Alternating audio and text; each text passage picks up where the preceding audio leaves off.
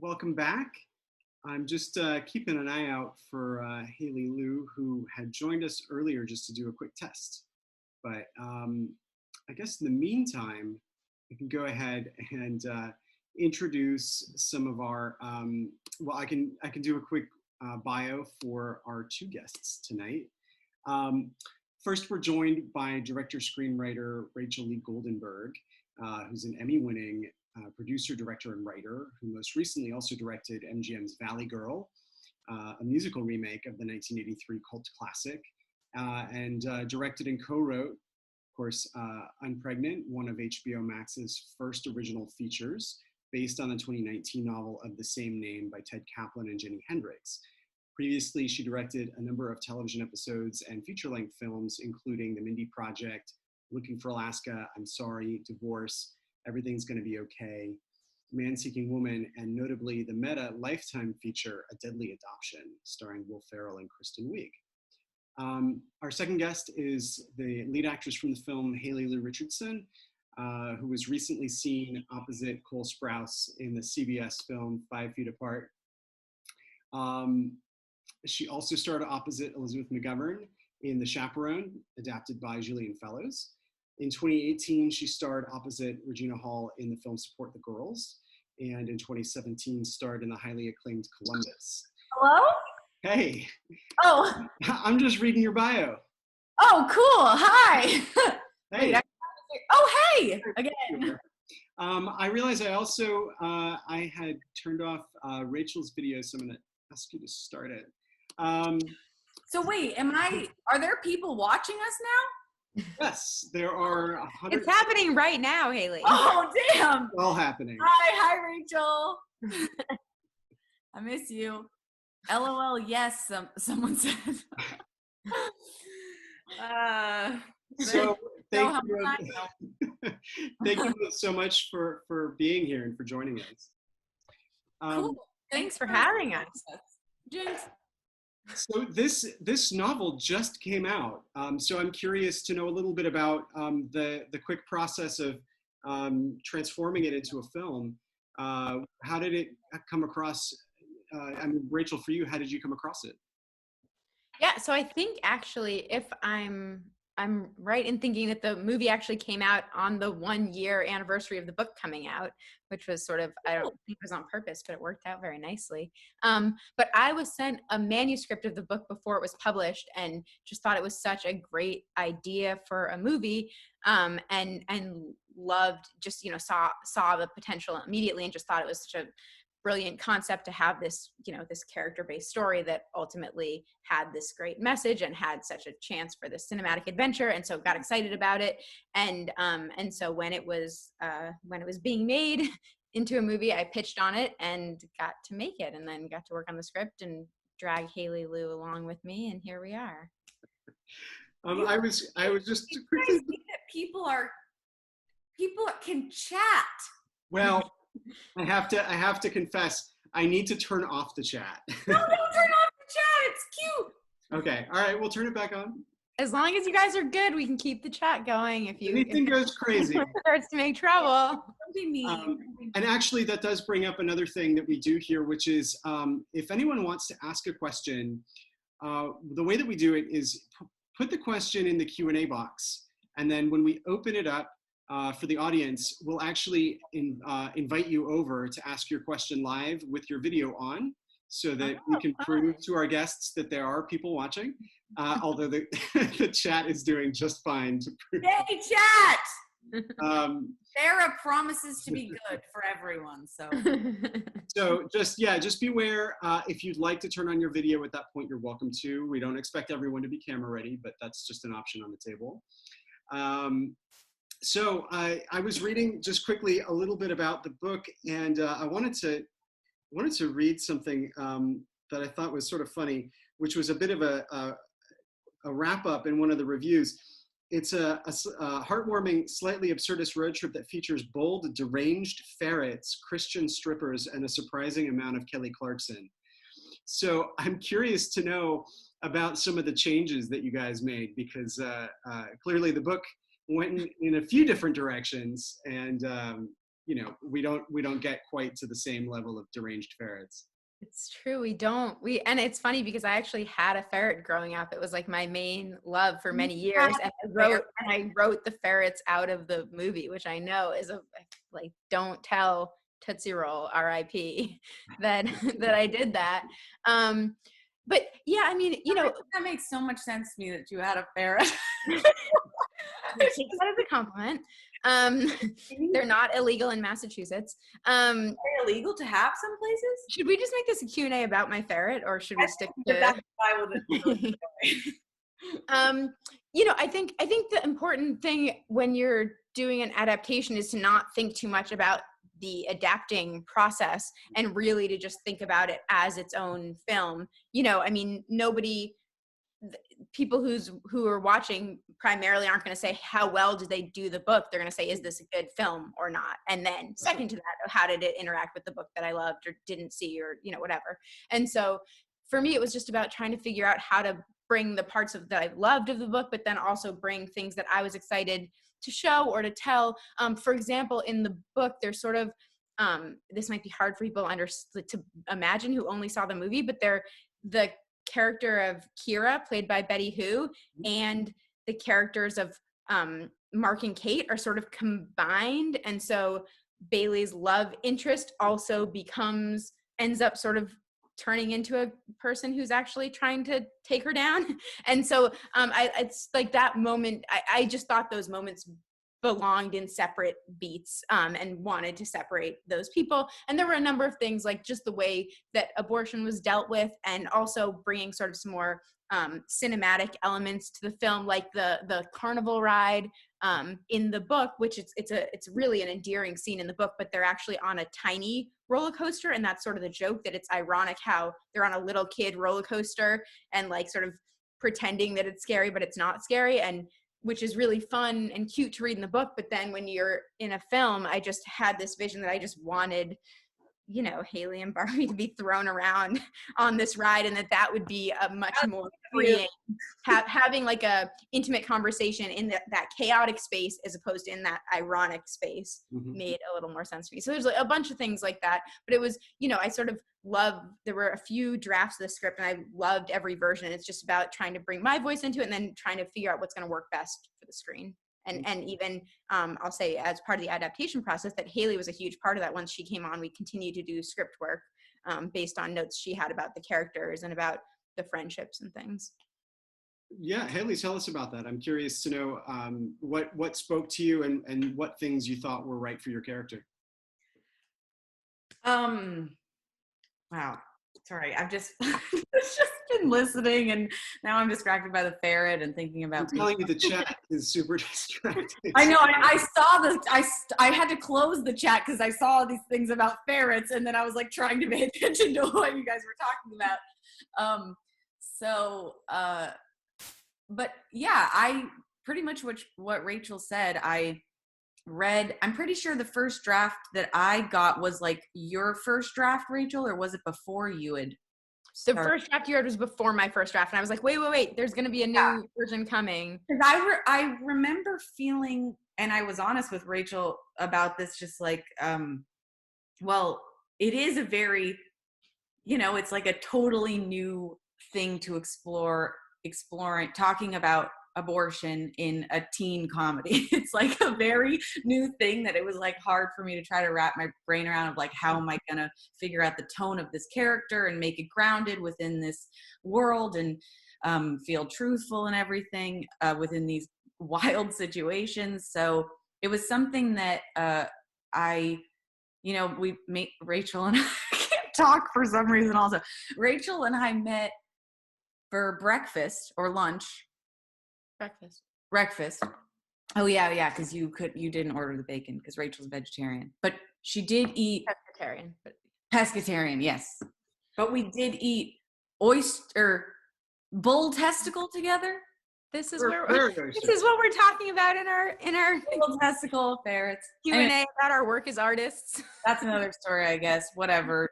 Don't think that fried oysters, if you're in like Texas or somewhere like Rocky Mountain oysters are not oysters. Do not think that they're just oysters, because they're not. They're bull testicle.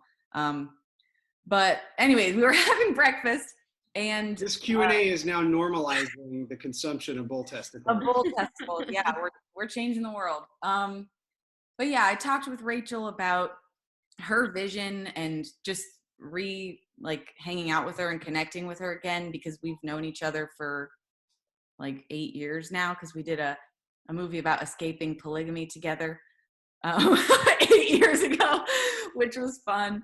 But it was just cool to reconnect with Rachel and tell her my thoughts or my hesitations or things that I like fully didn't connect to or understand about the character. And she was super receptive and excited about like her rewrites and adding things and collaborating with me from like an actor character perspective. So yeah, it was just cool to feel like a part of it, and like the thoughts that I had and instincts I had, like someone actually cared and was receptive and like excited about those. Yeah, I have to say that for as much fun as the film is, the last like 10 minutes are really, really incredible. Actually walking the audience through what that experience is for a person to go through, was presented in a very unique way, you know, like a mix of the sort of emotional journey that she's on with actual, like, these are the facts kind of information that people probably don't know a whole lot about. Does that come straight from the book? Was there anything there that you guys worked on together? No, that's completely separate for the film. I don't remember exactly what the book does, but I believe it's sort of a cut to, you know, Veronica goes in and then comes out and is reunited with Bailey. That was something actually that I wasn't sure how I wanted to do that sequence, and then I thought I would take a tour of a Planned Parenthood to get a sense. So I've had an abortion, but I had a pill abortion. I used the abortion pill, and so I didn't know what the surgical procedure was like. And so I arranged with Planned Parenthood Los Angeles to take a tour of one of their facilities and get walked through what the entire process is like.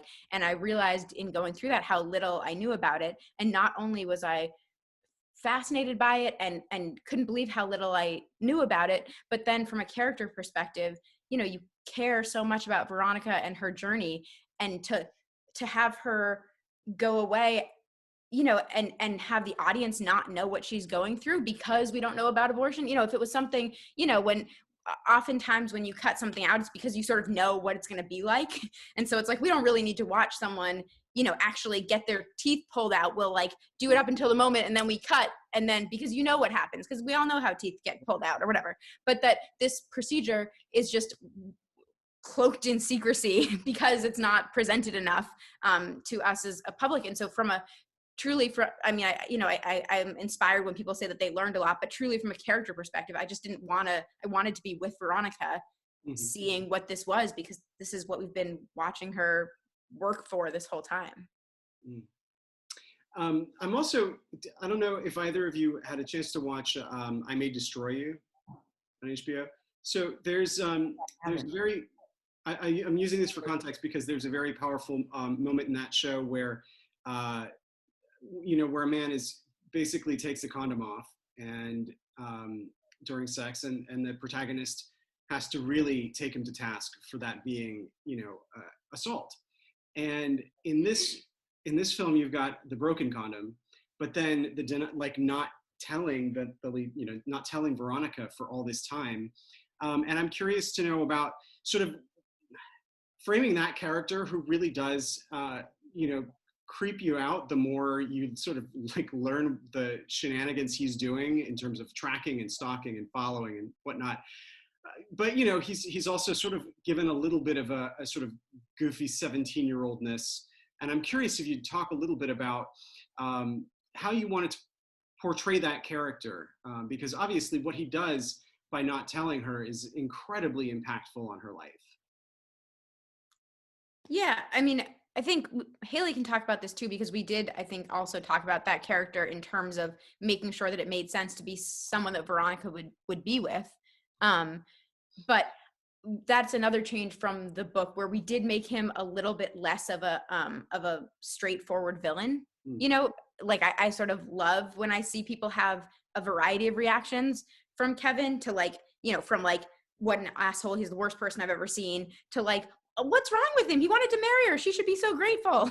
And I don't necessarily agree with either of those two views, but I like, you know, I think that he's problematic. I think that he's certainly not the right partner for Veronica, but I also think that he's not some psycho. Like, you understand where he's coming from. He's immature, and he's sort of, and he's and he doesn't have a lot of self-confidence, and he wants to hold on to her, and he's scared to tell her something that he knows might make her mad, and like all those things. You know, I just wanted him to be a real person that's causing a problem for her, but not, you know, he's not like, you know, he's not a horrible person. Yeah, I feel like Alex was so perfect for that too, because there's something about Alex, who played Kevin, good old Kevin. I feel like Alex has this quality that's like just so innocent, and we just like lightly touch on it kind of in that last scene in the clinic when he's freaking there.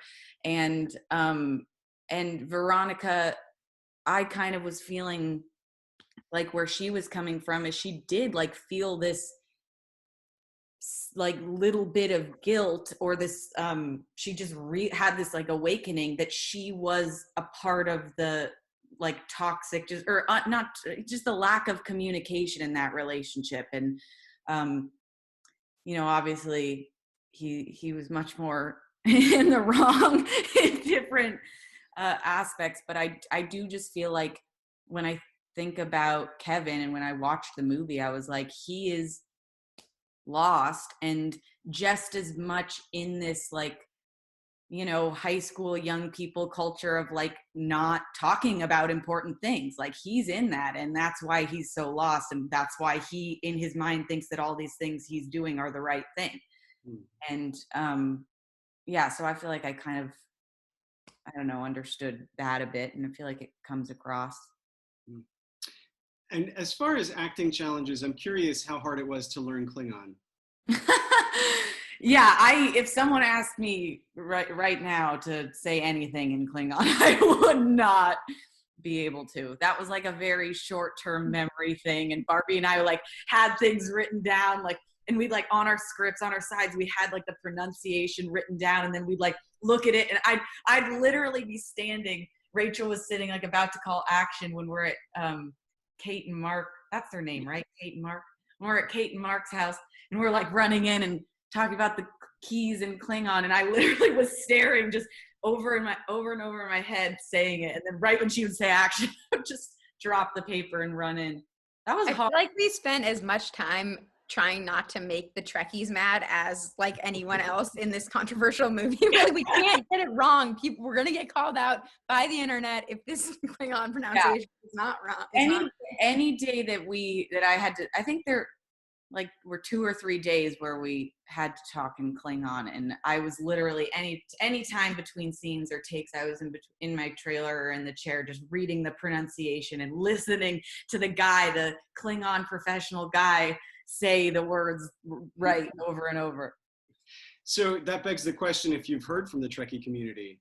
And I haven't. Where are you guys? I haven't. No, I want to because I'm nervous.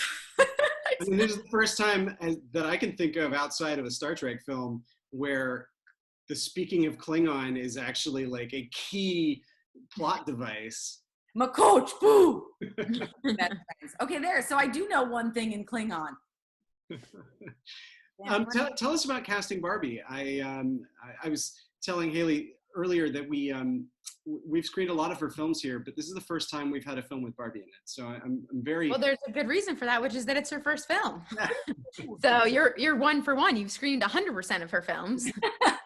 Yeah, I mean, she came into audition, and I was a fan of hers from Euphoria, but I feel like, it's such a different character that I had no idea until she came in to audition just how much more range she has and how funny she can be, and just what she can do. And she came in and she really impressed me. And then we had chemistry reads, and so she came in with Haley, and I mean, Haley, if you want to talk, but it was like a very, very clear that was the right duo. Yeah, Barbie Barbie, when she talks about Bailey, she's like, I am Bailey. So I feel like that's kind of how it felt, because it's not often when you're attached to a project and then you get to like do those chemistry read things with other people they're looking at for different roles, and it's really cool to kind of see how that whole process works. And a few people came in for Bailey, and it was just like a fun, day, slightly awkward because auditions are just awkward in general. But Barbie came in and she literally just brought like herself to Bailey, which made it completely different than, anyone else. And that's what I feel like makes her, because she's already just a fun and unique, incredible character, and then just Barbie making it Barbie. So yeah, she really can do, I mean, she just has a real skill to be able to do a line 5 different ways. Like she can just, like in terms of comedy chops, you can just throw a line and say, actually, no, do this version of it, do this version of it, try something totally different, surprise me. And she can do something every single take, and in a way that's really like a switch flip, where she'll be like freezing and miserable and then just like jump in her line, say something funny that's like gonna be in the movie definitely, and then be miserable again. And you're like, how did you do that? That's amazing. Yeah, she was right to be miserable. It was so cold. Degrees, night shoots in the middle of nowhere. Yeah, very, very cold. But we don't look like we're cold in the movie, surprisingly, somehow. Yeah, and we only had to remove a little bit of breath from Barbie in Oh, you saw breath sometimes? In the camping scene, there was a couple of shots because her headlamp lights it, so it was tough. It was tough. Oh. So you went in, I mean, this is the thing that people don't often realize, is that a film like this could have, visual effects peppered in there. That's, I mean, removing breath, it's sort of like special effects all over movies these days in the most surprising ways. Also, the big car chase, that was all against a green screen. Oh, was it? Well, yeah, like driving is against a green screen. The majority of it. Very true. I forgot about that whole part of the day. But yeah. Barbie doesn't have her license, so that's something. Was there a specific inspiration for the child savior bus? That is from the book. That is it's based on crisis pregnancy centers, which are a real thing that I don't know how familiar people are with them or not, but I couldn't find one that actually had a baby on the front of it. That was sort of a part of our comedic exaggeration, but they like the rest of the design and what the things that he was saying are very much taken straight from exposés on crisis pregnancy centers and the sort of misinformation that they spread. And they're, just for anyone who doesn't know, they're basically RVs or sometimes clinics that set up near abortion clinics and try to get people to come in and then give them information to, they say that they're giving you your options, but abortion is not an option to them. So they're doing things to talk you out of it. They're telling you that you're farther along than you are, so it's not safe to get an abortion. They're telling you that you're not as far along as you are, so you don't need to worry about it if you're close to when it might be too far in your state. They do a lot of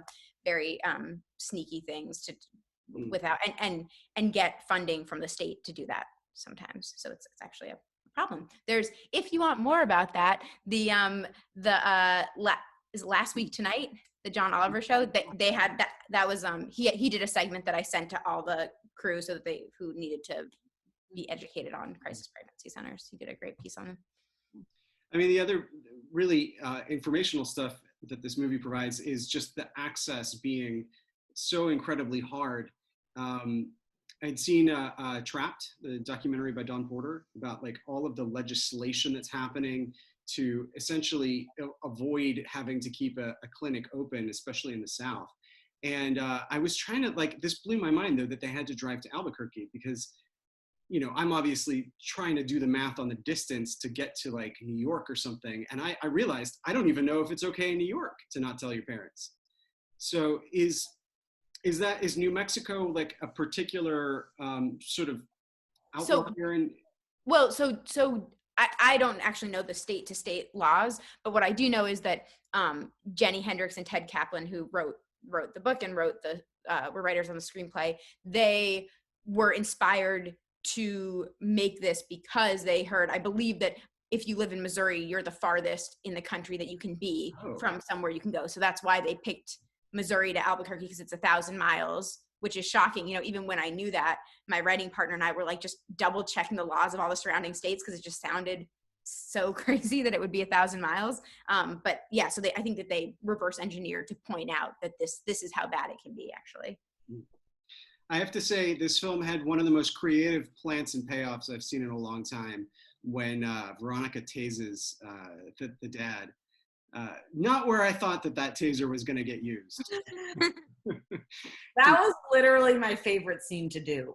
And I think that something might be wrong with me because of that, but I don't know. I had so much, like, doing that, I just felt so much adrenaline, and I like genuinely felt like I was tasing like this shitty guy who was, I don't know. I had a lot of fun with that. So watch out. I hope you got it done on the first few takes, because that actor falling backwards must not have been easy for him. Oh yeah, I think he had a pad for most of it. He did have a big crash pad. He definitely had a pad. We could only do one take because then he was unconscious and he. I'm method, so I was really tasing him. I wasn't, but yeah, that was fun. So just based on the amount of questions coming in, I think there's going to be a revolt over Zoom if I don't open it to the audience soon. But I did want to ask about working with HBO Max, because they're doing a really, I mean, I live in Los Angeles, so it's maybe just the place where billboards are put up. I don't know how consistent that is. I've ever been on. Wait, say that again? I've never been on a billboard before. You're everywhere right now. I'm on a billboard. I haven't seen it in person yet because I live pretty far away, but friends keep sending me pictures and stuff. And one of my friends in New York sent me pictures of like signs everywhere. I was like, that's pretty freaking cool. Never experienced that. It's definitely, I think, bringing a lot of people to HBO Max. And I'm curious, like, what it was like to work with them, because is there any difference working with, I mean, I'm still sort of processing what HBO Max is as opposed to my HBO Now account. But like, they're very much branding at HBO Max, and I'm curious if there's anything unique about working with them. I mean, my experience is really just about this, this movie. So it's harder to speak to like their larger mission but I am so grateful.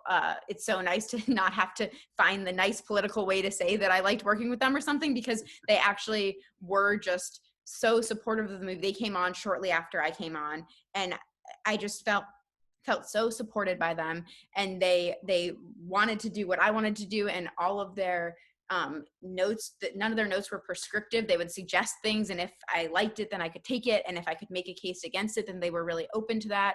And in the edit, I mean, this is like a little inside baseball, but they basically let me use my director's cut as the final cut, which never ever happens. It's like a shocking thing.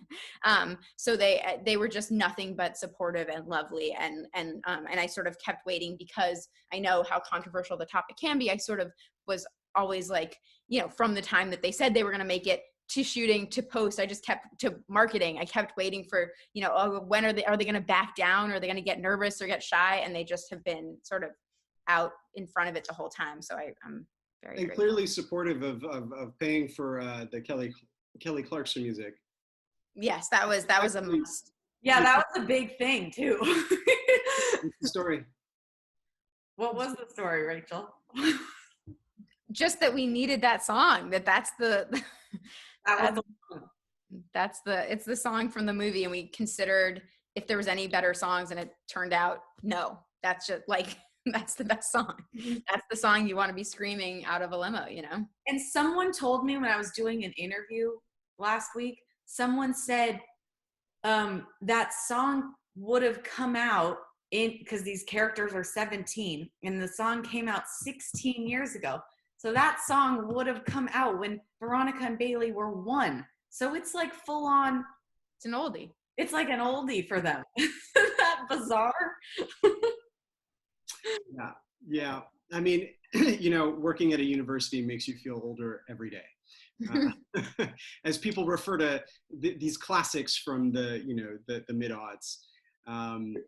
But I was curious a little bit just to talk about the soundtrack. Like, you know, that song in particular has obviously a very specific use in the film, but given that it comes from the book, I'm curious to know how much of like the music associated with the story also came out of the novel. That was the one. So the rest of it is movie specific, and I had great music supervisors and a great music editor and an amazing composer, and it was really a fun one to sort of find the voice of the music because it wasn't one thing. We wanted, you know, Bailey has certain music that she listened to, and then we wanted something a little more country for when, you know, when they're in the pickup truck with the boys, and just getting to have the different spaces and the different vehicles have their own soundtracks, you know, what Bob would listen to. And I just had, it was because they travel so much, it was fun to just get to try the widest variety of music and sort of find each person's voice. And, you know, and like just so many songs that I love, you know, Deep Valley is a band that we use that I'm friendly with and really love. And the Maggie Rogers song. I mean, I'm also a fan of the soundtrack. Haley, do you ever use music as a way of finding your character? I mean, I've heard sometimes the actors will do a playlist. Yeah, I feel like probably most characters I've played, I have like a playlist for. And sometimes I find that I feel like depending on the like mood of the film or the character, I like some projects I found myself just listening with earphones in like throughout the whole entire filming. And this one I didn't so much, but I'm pretty sure I have a Veronica playlist on my iTunes. But yeah, I don't think I utilized it as much on this, because I don't know, some character vibes like just call for that, I feel, and some then you start filming and you're like, oh, this isn't helping or something, so then I just drop it. All right, I'm gonna roll the dice and open back up the chat. And, let's see what questions we have in the Q&A. So, all right, so as I mentioned before, I'm going to invite you over, and as I call on you, you're welcome to turn on your video. Although if you'd rather just turn on your mic, that's totally fine too. So, all right, let's start with Abby Victor. So Abby, I'm gonna move you over, and then I'll put like a list of who I'm gonna call so that I can just kind of move you over a little bit. Oh, wow, there's 144 people in here. Oh, someone just left. Someone, they came back. No, that was me moving Abby over. Oh, okay. Hi. Hi. Hello. Well, thank you guys, first of all, for being here. My question was for Rachel. I remember hearing about how you came upon this project, and it sounded like you kind of pitched your take in a way. And so I'm curious how you kind of sold yourself as like why you are the one that should be able to tell this story. Because I think it's so special, and I'm just curious like why you really wanted to share this story. Do you mean more about the pitch process or more about like the emotional, your emotional connection, I think, to it, if there's one you can share?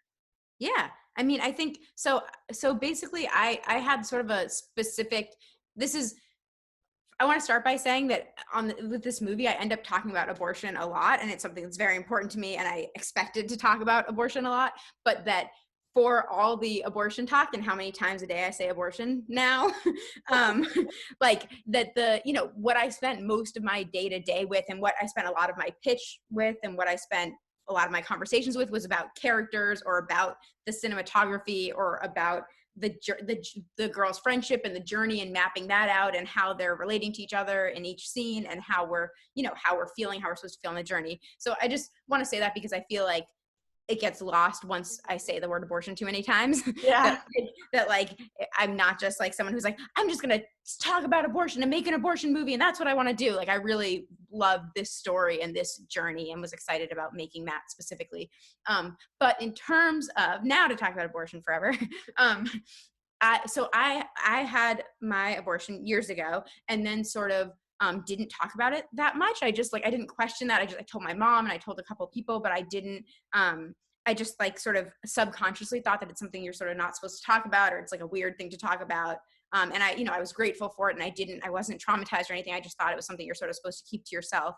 And then I started years later, like 3 years ago, maybe, started reading about how actually as recently as the 80s, abortion was much more widely talked about. And it was like, which I had no idea, like actresses would be on the cover of magazines being like, I had an abortion, like true life, this is me. And like celebrities signing letters saying they had an abortion. And that the anti-abortion activists have done a really good job of creating the stigma and making it seem shameful or seem like something that we're not supposed to talk about.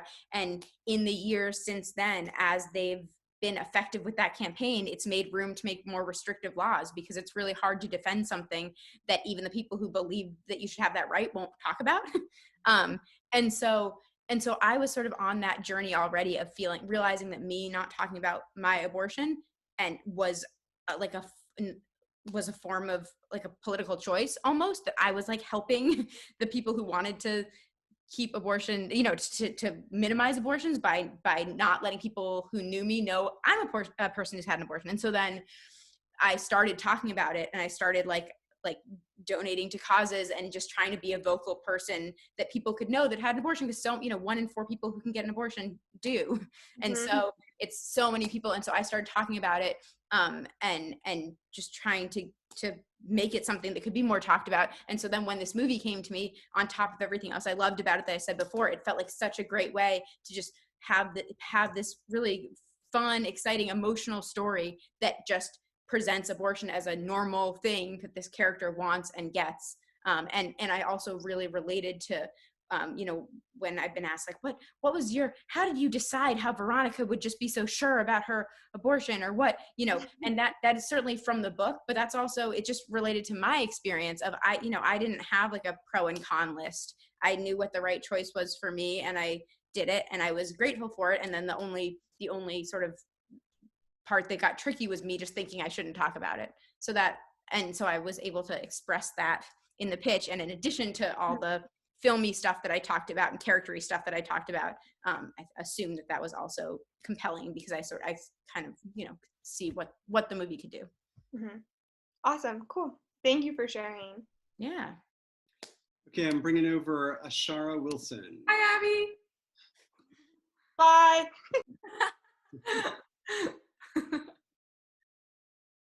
Hi. Okay, there we go. I think I'm all settled in. Right? Okay, yeah. You can hear me? You're there. We hear you. We see you. We hear you.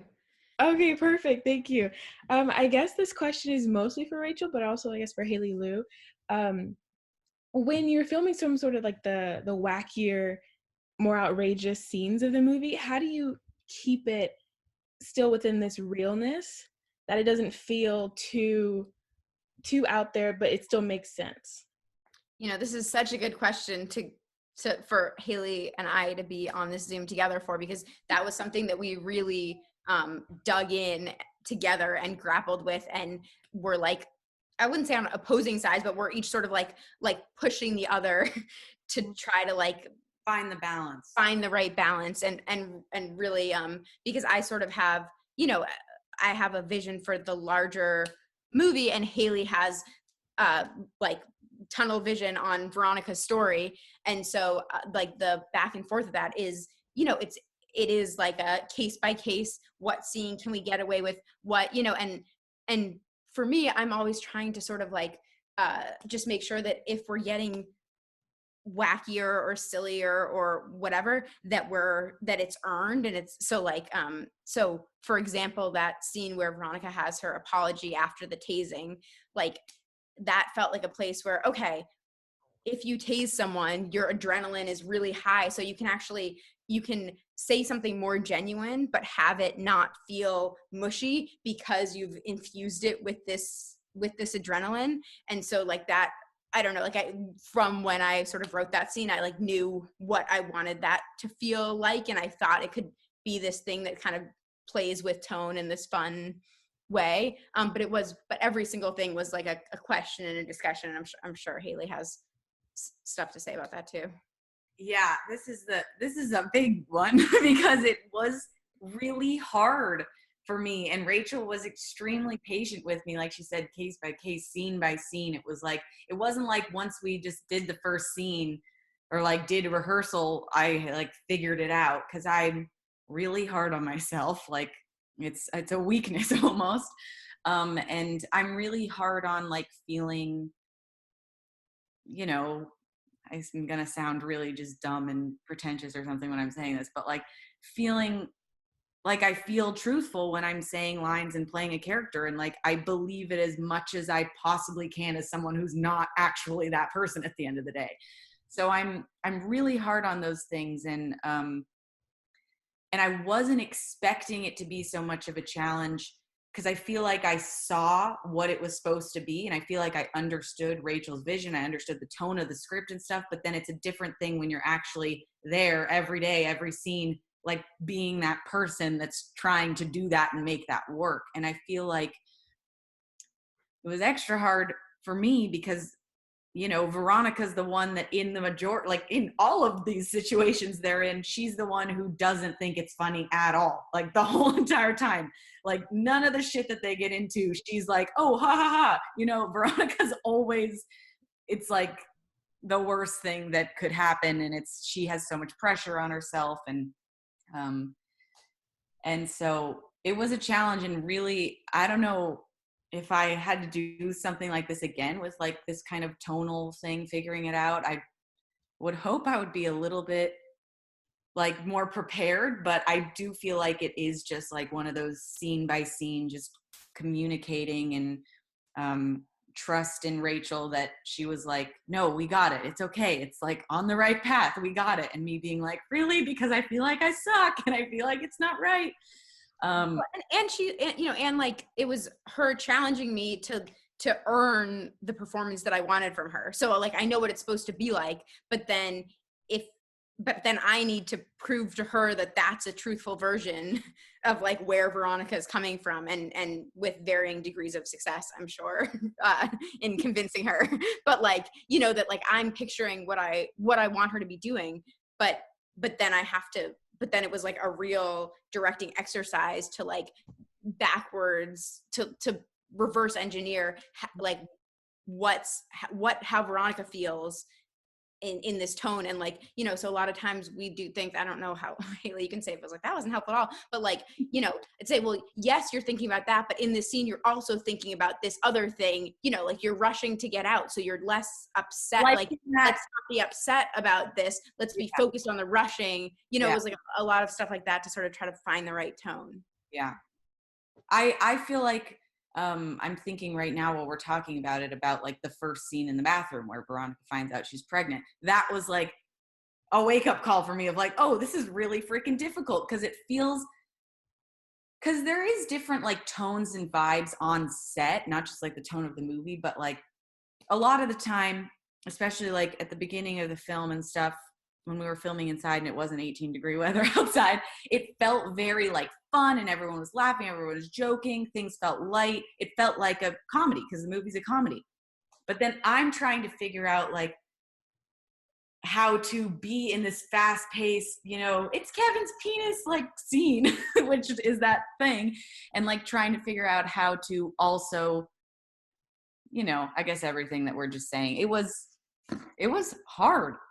It was hard, but it did feel, at the end of every day, I felt like I could take a breath. And then now that I've seen the movie and Rachel put it all together, I know maybe I could have been a little less hard on myself and a little bit more like, you know, trusting when Rachel, you would say like, we got it, this is right. Because I watched the movie and I do feel like it's does what we both wanted it to do. So yeah, but I just have to work with my therapist on not being so hard on myself. I think that's the moral of this story. Gotcha. Sounds like a lot of trust the process.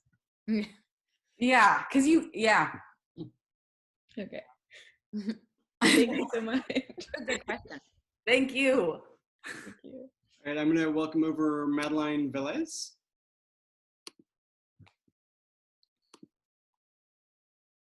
Answering that question, Fun when everyone's on video. I like the people being on. I know, I like it too. I like seeing people.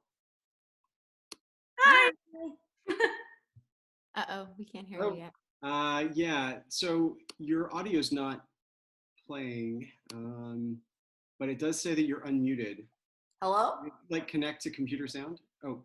Oh, now it says muted on her. Or no, now it says not muted. Okay, so sometimes this happens. I'm not gonna kick you out. I'm gonna call someone else and then see if you can like just connect to your computer sound. So we'll go to Josephine Andrews next.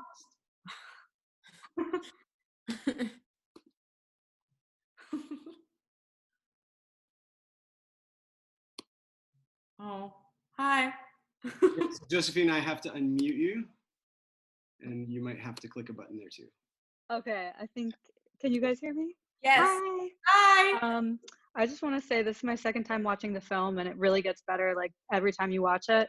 I just really, really love it. I have a question for Rachel actually about your transition from working at Asylum at a production company to getting the opportunity to direct, and like kind of how you made that like kind of difficult transition. That's a good question. Although I actually was directing at the Asylum, and I was also freelance at the Asylum, but I was sort of directing and for those who don't know, Asylum is a B movie studio that makes super low budget movies, like genre films, like Sharknado type movies. And that was where I started working immediately out of college, but freelance. But that's where I got my first job, and that's where I saw opportunities. Basically, to direct, because I just wanted to. I didn't want to like work as a PA on giant movies. I wanted to like direct stuff as soon as I could, whatever it was, and that was sort of how I saw the path to do that. And so the real trick was actually how to go from like directing that to directing stuff that I got to have more control over and like and choose. And, you know, with each project, I'm sort of getting more control and being able to be choosier about projects. But Haley and I, the project that we worked on was actually like sort of it was after I was working at the Asylum, but it was like sort of almost for me, the transition point of like, from making dumb movies to like that movie was not dumb. I like it's got some silly stuff in it, but I really liked it, and I thought we had like such a great cast, and I thought that there were some really beautiful cinematography, and you know, I think it was like about each step of the way just trying to find something I liked a little bit more and like saying no to things that I liked less than the things I'd already done, you know? And so for a while I would be like, oh, this movie isn't my dream project, but I actually think it'd be really cool to direct a fight scene because I've never done that before, or like this, you know, and sort of like building on that. And so then I made that movie with Haley, and then actually because that ended up being a movie that went to Lifetime, then when I was working at Funny or Die with Will Ferrell, he wanted to make a Lifetime movie, and he was like, hey, I heard you made a Lifetime movie. Can you help me make this Lifetime movie?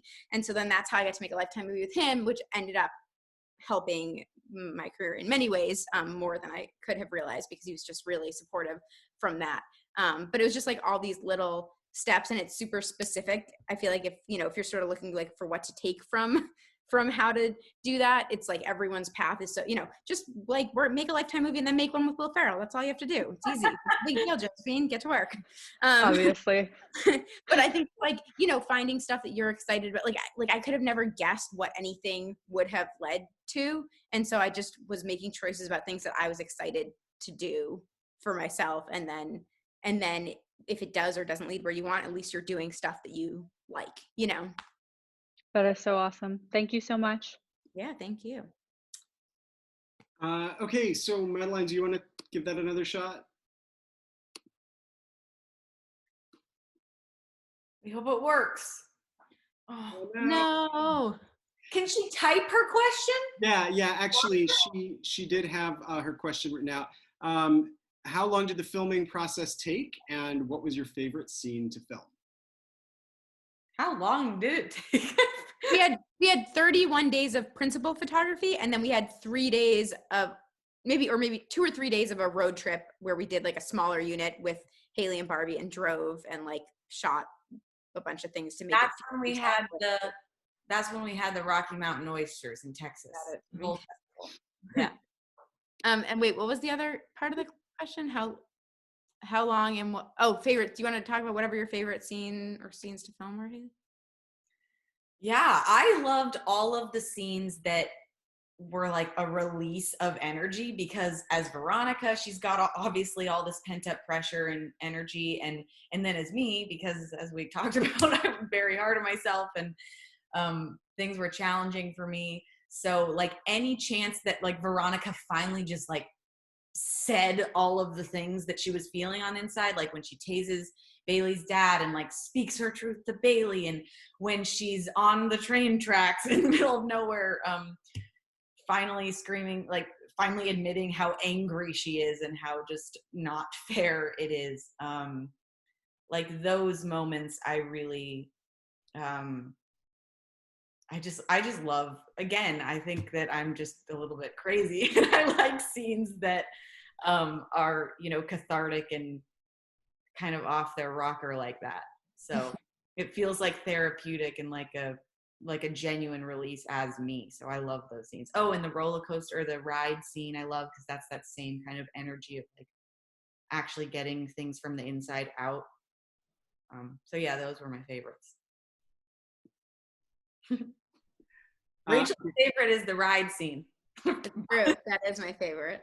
For sure. Rachel literally shed a single tear because they weren't sure that they were going to be able to get that exact ride, which was like Rachel's dream vision, and it's like the perfect ride for that scene in so many ways. And when we were doing a scene with, I forget where we were we in the clinic then? We're in the clinic, yeah. And one of the producers came up to Rachel, and like the whole set, everyone in Video Village like got quiet, and like Rachel literally, her cheeks were red and she shed a single tear because the producer had told her that they were gonna get the ride. Yeah. It was a lot. It was real touch and go for a while. It did not seem like we were gonna get that ride, and then we got it. I'm gonna cry again. just one tear. Okay, I'm going to bring over Brian Harris. Thanks.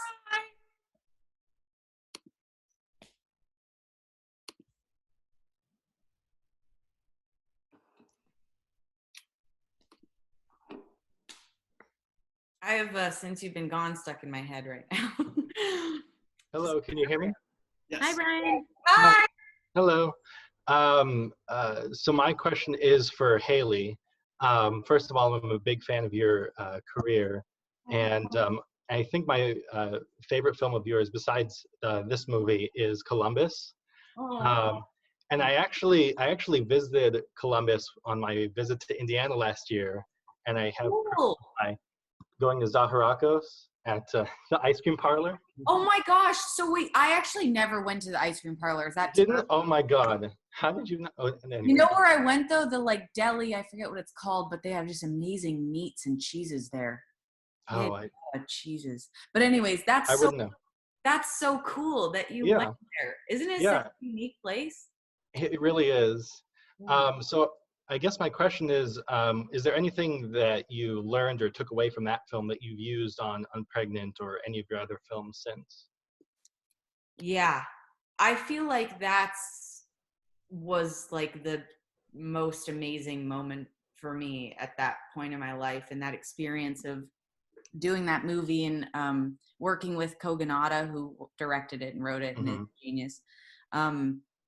Yeah, I feel like that was the first time that anyone really let me just like, you know, be, I don't know. It was just like, the things that I got to explore in that movie and how like much I felt a part of the like puzzle of making a movie, and it felt like so collaborative, because up until then, like, you know, I was younger as a person, younger as an actor, more just kind of desperate, kind of like how Rachel was talking about, just like you take things for different reasons, and then the goal is to like, after the next thing, you do something that makes you even more excited, that you connect to even more, whatever. And on that movie, I really just felt like that I was an adult, like as a part of the creative collaboration of making a movie and creating a character. And yeah, it was just a really beautiful thing. So I feel like with this movie, the kind of, I don't know if it's confidence or just like, I don't know what it is, to be able to like have gone to Rachel and say like, oh, these are my thoughts on the character, and then feel like I could even say those thoughts in the first place. You know what I mean? It's like, for someone who's, I'm kind of just afraid of conflict or speaking my truth or making anyone upset or anything. So yeah, I feel like that experience on Columbus of feeling allowed to be a part of it helped me with things like this, to, you know, say what I really feel and have that collaboration on hopefully every project I do now. That's great. That made any sense. Yeah, no, it really did, and it's nice that you're, you know, getting involved in like the process a lot more, you know, as you go from film to film. So yeah, it's because that's what's fun about making movies, is like creating with people, and there's only so much that you can like create and think of and have ideas for in your own mind, and then, you know what I mean, it's so much more experience when you can actually voice those things and hear other people's ideas, and it be like a collaboration like that. Yeah. Well, thank you. And if you ever go back to Columbus, I highly recommend the ice cream parlor. Okay, cool. I definitely will. Yeah. Awesome. All right. Thank you. Thanks for watching my movies. Of course.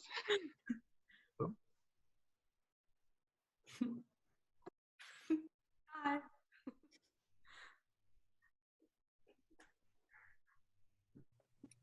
Now I'm craving ice cream. Hi. Hi. Hi. I just wanted to say, Haley, I'm a huge fan. I love all your films. But my question for you was, when you were offered this role of Veronica, what was the one thing you were most nervous about when portraying her? Wow. Well, I do always get nervous before I start a movie or decide to do a movie, just because, again, very hard on myself if I haven't made that clear. So I really feel like I have to feel like I'm the right person to do this. I have whatever connection to it that will help make it better and not worse. With this, I guess when I first read the script and was offered it and stuff, I didn't realize how much of a challenge the tone was going to be. That kind of more started becoming apparent as we were filming, and I was like, oh shit, this is hard. But, you know, before the concept, like I was saying, that is a new and ambitious thing to do, is to talk about something that people have such mixed and extreme views on, in this like very accessible and young way. And I guess I wasn't nervous about that. I guess I just really it made me put more pressure on understanding Veronica and making her as real as I could possibly make her, so that I could feel like, you know, good at the end of the day, that I was doing justice to what her situation and how important that choice is, and how it'll affect her for the rest of her life, that she was able to do that, even though it took, you know, 1,000 miles. But yeah, I think that just did put a little bit of extra pressure on me to like want to really make the character as grounded and well-rounded as possible. Thank you. Yeah. Thank you. Thank you. I don't know how to lead this, to be You're honest. stuck with us now. Sorry, Lauren, you're part of this. Yeah. Let's ask you questions now. Okay. How old are you? I'm 18. Oh, cool. Wait, I actually don't know how to lead this. No. I was just letting that play out for a second. Okay, we've got Christina coming over. Hi, Lauren. Okay, Christina, you are muted. Hi, Christina. Hi, sorry, I'm doing my hair, so yeah. But I wanted to ask you guys, again, I love the film. I boohoo cried the last 20 minutes because I've had friends that had an abortion and they've had these same feelings. And I'm so proud that this film is coming out and then people understand like what the process is like. Which goes to my question, do you feel like your views on abortion rights has changed since you made this movie? Yeah, you talk, Rachel, first. No.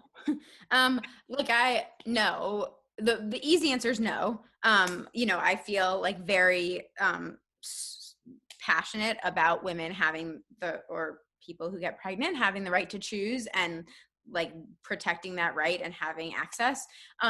But what was interesting is that going through this process, I got to talk to so many people, because once you start talking, people are like, oh my God, it's okay to talk about my abortion or my feelings about abortion, and so I got to hear both so many stories about people who had abortions, who wanted to have the option to have an abortion and didn't have that choice. And even though they loved their child, felt like it was like they just felt like the fact that they couldn't have even made that choice, that they always questioned why they weren't allowed to make that.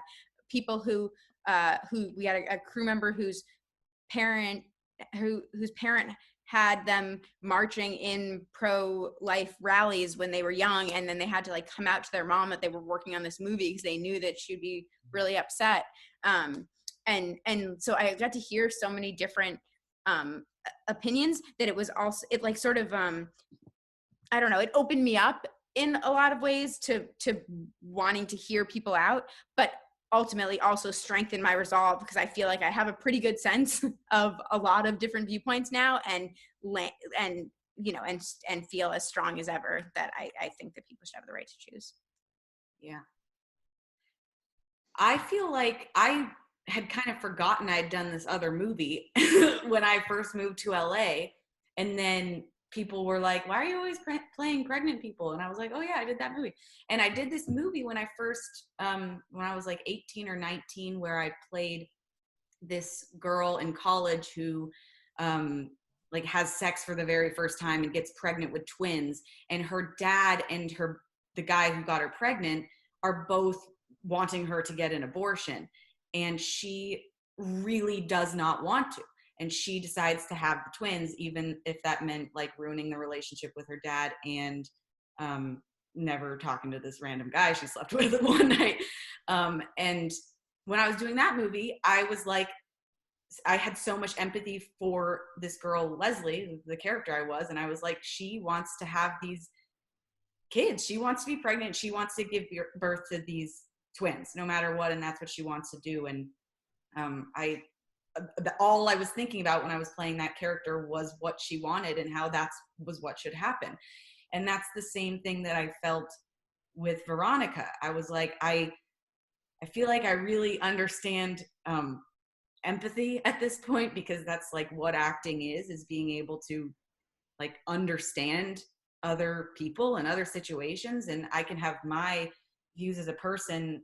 And, I was very excited to make this movie because of that, but like, but I just was so in Veronica's mind and in what was right for her that I just had that extreme empathy for her. And I just wish that people who aren't actors or who aren't playing a 17-year-old that's pregnant and needs to get an abortion because that's what's right for her could have that same empathy for people that are in different situations than them, and know that it's such a personal decision and thing. And so I guess that just really solidified with me. I already felt that, but then playing this character, I was like, it just solidified, like it's just such a personal choice. Yeah. I feel like I just rambled. No, it was great. Thank you. Okay, thanks. Okay, so as the night goes on, the questions continue to go up. So I think just so that we are all able to go have dinner, we should probably just take two more. So I'm going to go to Lauren Peterson and then Mingyu Wu, and then I will move you back over as well, Christina. Hi, Christina. Bye, guys.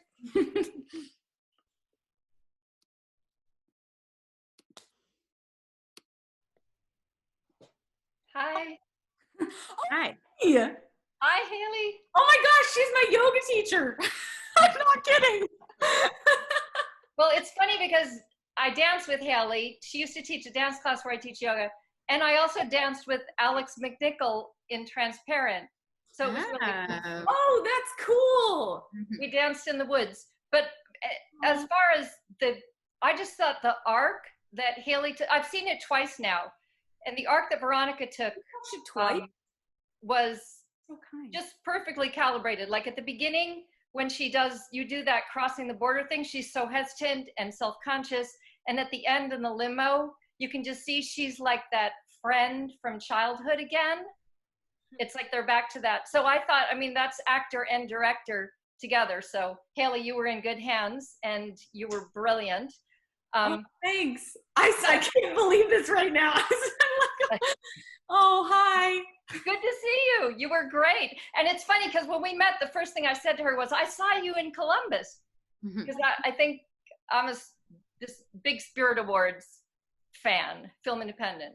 Cool. But anyway, my question was, did you film on a real carnival ride? But I learned that. But how many takes did you have to do?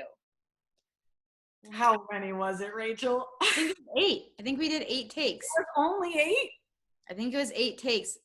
And we planned a whole day for it. And so that they could have like 40 minutes or so, like 30 to 45 minutes after each take so that they didn't get sick. And then I feel like after the first 4, every take, well, because it was 8 times in the ride because we had 4 different angles. We had the 2 shot, we had a single, another single, and then the big wide. And every take after the 4th, it was me like going to the trailer and being like, hey, so do you have one more? Let's just see if we can do just one more. Well, I remember when you were first telling us about this ride and showing us videos of like this ride and what it was, you were like, but I think we could just get it like in 1, maybe 2 takes. And Barbie and I were like, yeah, we'll just do it really good the first time. And then the first time we actually have like the phone recording of the monitor from the first take we did. And we literally got out none of the dialogue. And I was just crying and Barbie was hysterically panic laughing the whole entire time. It was useless take. Yeah, useless for the movie, but not useless for life and enjoyment. True. Yeah. I also just wanted to say kudos for the whole supporting cast was just brilliant. Betty Hu and Giancarlo and Alex and the woman in the pawn shop, just amazing. I was wondering, I know it's running long, but could you talk about getting the rest of the cast together? Sure. I mean, each person was, it's their own journey. I mean, Brecken and Sugar Lynn, that play Mark and Kate, came in to audition, and I was already a fan of Brecken, but they were, they were both the people who got the tone of that. Giancarlo said that we made an offer to him, and he said he was interested in doing the movie, and then he has 4 daughters, and they told him that he had to do it, and so I have them to thank for him doing the movie. Alex I had worked with before. Mary McCormick I had worked with before, actually played Haley's mom in the movie that Haley and I worked on before together. How about Betty? Was she an offer? She came in because she's breaking into acting, new for her. She came in, but we were all excited. I was aware of her already, so I was excited to see her audition, and it was just, her. Not only is her performance so great, but just her height was something that I hadn't anticipated for that character, and then just immediately loved the idea of this woman being so tall. Was just like really like a nice detail. The stuff with her and Barbie and in the balls with the Maggie Rogers song, I thought, like I said, I've seen it twice and you get a lot more out of it the second time. So just beautiful, brilliant film. Thank you so much. And great to see you, Haley. Good to see you. Thanks for watching it. Hopefully I'll see you again when the world opens up again. Okay, I'm going to move over Mingyu Wu. See ya. Bye. And I'm so sorry to everyone that still has questions out there, but we'll just have to make this one the last one. Hi. First, I just want to say thank you both for being here and for doing such a powerful and funny movie. And I'm also sure that there's a lot of people watching this who are inspired by this. So yeah, just thank you for that. My question, oh, hold on. Where is my question? Oh, it disappeared. Okay, Oh, I'll try to. You were asking about scenes that might have been cut. Yeah, scenes that might have been cut and why they were cut. And you talked a little bit of the author's involvement, and I just want to know the process of adapting a book and how involved she was, and were there any scenes she wanted to keep in, etc. Yeah, so in terms of what scenes were cut, it's interesting because I feel like I feel like you kind of make the movie different times. And so when you're writing the script, you make the movie, and then when you're shooting it, you make the movie, and then when you're editing it, you make the movie. And so there was a scene, there wasn't obviously there's no best scene in the movie that I'm keeping from you. All my favorite stuff is in there. But there was a scene, the most substantial scene that was cut there was a scene between when Veronica Googles about abortion and learns that she has to drive so far, and when she decides that she has to make that drive herself, where it was the scene where she sort of wanted to feel out if she could talk to her mom about it. And so it's sort of this she goes and hangs out with her mom and her sister and sort of tries to gauge how they feel and if there's any opening to talk about this. And the two reasons that it came out, one was that I, from the beginning of the script, was just trying to get them on the road faster. I was always when people would have ideas of scenes we should add or notes that would make scenes longer, I kept saying Thelma and Louise get on the road in 8 minutes, and we have currently in the script, I think we had 20 minutes or something, or 17 pages or something to get. And so I just kept being we got to get on the road. But then also, it was sort of even having that opening where she maybe felt like she could talk to her mom, I felt was not as compelling as just if she just doesn't even try to talk to her mom, then you understand that she can't talk to her mom. And so it was one of those things where when we're writing, I was oh, well, we need to know that she can't talk to her mom. And then in editing, I was of course, obviously, if she doesn't talk to her mom, then she can't talk to her mom. And so that was sort of one of those as once you realize it, it's very obvious things. And what was your other question? Something. The process of adapting a book and the authors, yeah. So, I mean, the authors who also were the screenwriters of the first draft are I'm so grateful to them, and I love their work. But in terms of the process, it sort of moves through stages. So they did their draft, and a ton of it is in the movie still, and is still it's there. But then it's I take it over and am doing my work on it. And, they came to set and they're obviously huge fans of it. And we shared cuts with them and things, but they don't have a specific role after, because I also did a writing draft and stuff. They didn't have a specific role after that, but they've been involved emotionally and friend wise since that. I see. That's so cool. Thank you guys so much. Thank you, Haley. Thank you, Rachel. Thank you. Thank you, Alex. Thank you. Talking about that scene, because I never asked you about that, because it didn't really fade. When I first saw the movie, I was oh, that scene's out. But it didn't really, it just seems right with it not in. And I remember doing that scene, we talked, and I was feeling I wanted there to be more of her trying more, or but that's the thing, is that's just interesting of why you did that, because it makes sense, because it's either a bigger thing than it actually is, or it's just she just knows that. Well, and also even I met multiple people who are have very liberal parents who still were afraid to talk to their parents about their abortion. It's because we've created the shame around it. I feel you don't have to look that far to have Haley, you and I are lucky to have moms that we have I've heard you talk about how very, very open your relationship with your mom is. But like that, it's not that weird to not want to talk to your parents about sex stuff. And especially because we've stigmatized it, it sort of makes sense. It's funny. When my wife and I watched the movie, it was like, was there maybe a scene with the mom that was cut? Because you cast Mary McCormick. And I'm like, you saw a glimpse of her, but it wasn't that, like, she has a great scene right there at the end.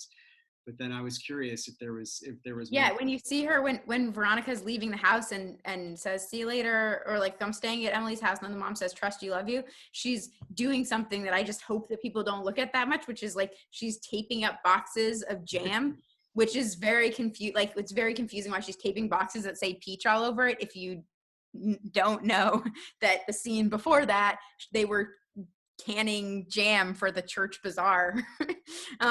So yeah, it's a little loose end there.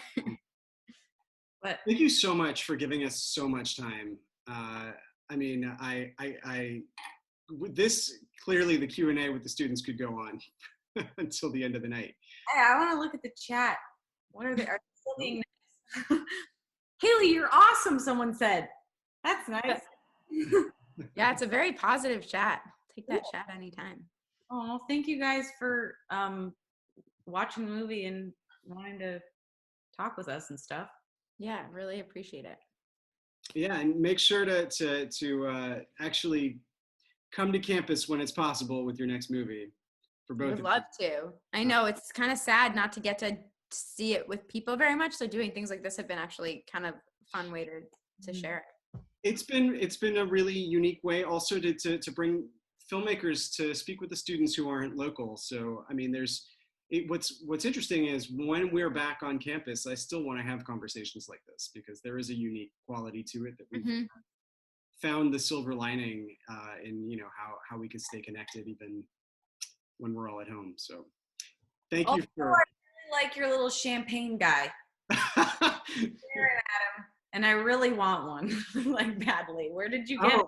So my mom found that on I don't want to say Etsy, but something like it. I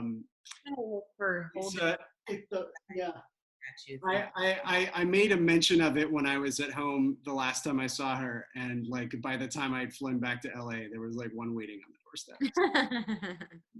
That's really cute. This is like, okay, I'm gonna have to now share this with my mother because she's like so proud of all the cute things that she can find.